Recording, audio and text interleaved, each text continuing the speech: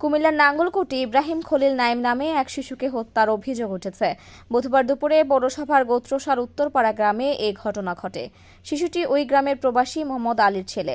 স্থানীয়রা জানান, বুধবার 11টার দিকে নাইম বাড়ি থেকে নিখোঁজ হন। মাইকিং ও বিভিন্ন জায়গায় খোঁজাখুঁজির এক পর্যায়ে আনুমানিক দুপুর 2টার দিকে গোত্রশাল দিঘি থেকে তার লাশ উদ্ধার করা হয়। হেলাল নামে এক শ্রমিক জানান, দুপুরে নাইমকে অনেকেই খুঁজছে। এক পর্যায়ে গোত্রশাল দিঘির মধ্যে তার দেহ ভাসতে থাকে।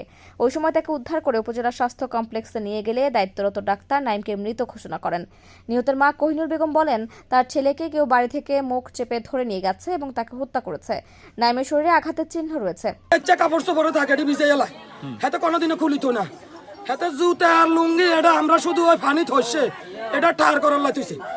আমার ছেলে এনে যাইতে লাগছিল আর মুখ চাপে ধরে লেগেছে। আপনি কি মনে হয় আপনার ছেলে কি মেরে ফেলছে? আমার ছেলের মারি পানি ফলাইছে, যে মারছে আল্লাহ সাক্ষী।